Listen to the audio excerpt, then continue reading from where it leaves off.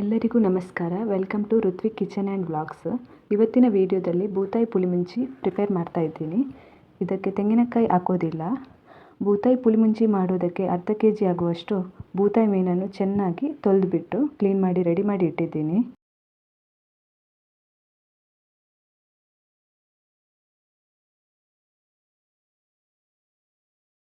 ಮಸಾಲೆಗೆ ready ಮಾಡಿಕೊಳ್ಳುವ. ಒಂದು ಬಾಣಲೆಗೆ ಸ್ವಲ್ಪ ಎಣ್ಣೆ ಹಾಕಿ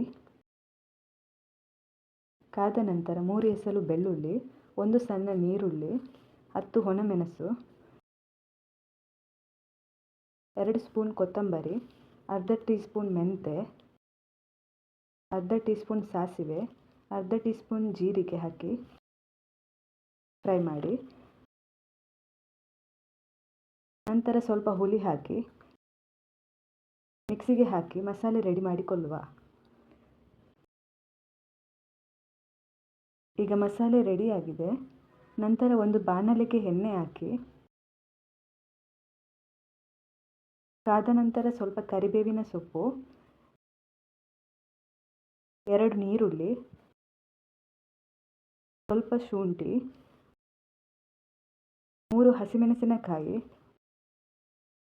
1 ಟೊಮೆಟೊ ಹಾಕಿ ಫ್ರೈ ಮಾಡಿ.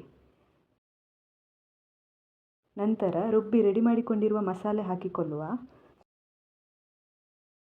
ಸ್ವಲ್ಪ ನೀರು ಹಾಕಿ ಮಿಕ್ಸ್ ಮಾಡಿ. ನಂತರ ರುಚಿಗೆ ತಕ್ಕಷ್ಟು ಉಪ್ಪು ಹಾಕಿ ಸ್ವಲ್ಪ ಅರಶಿನ ಹುಡಿ ಹಾಕಿ ಚೆನ್ನಾಗಿ ಮಿಕ್ಸ್ ಮಾಡಿ. ಮುಚ್ಚಳ ಮುಚ್ಚಿ ಕುದಿಯಲು ಬಿಡಿ. ಈಗ ಮೀನನ್ನು ಹಾಕಿ ಮಿಕ್ಸ್ ಮಾಡಿ 5 ನಿಮಿಷ ಕುದಿಸಬೇಕು. ನಂತರ ಸ್ವಲ್ಪ ಕೊತ್ತಂಬರಿ ಸೊಪ್ಪು ಹಾಕಿದರೆ ಬೂತಾಯಿ ಪುಳಿಮುಂಚಿ ರೆಡಿ.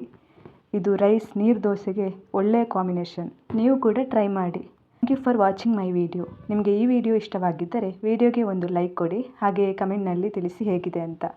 ನೀವು ನನ್ನ ಚಾನೆಲ್ಗೆ ಇನ್ನೂ ಸಬ್ಸ್ಕ್ರೈಬ್ ಮಾಡಿಲ್ಲ ಅಂದರೆ ಸಬ್ಸ್ಕ್ರೈಬ್ ಮಾಡೋಕ್ಕೆ ಮರೆಯಬೇಡಿ. Thank you.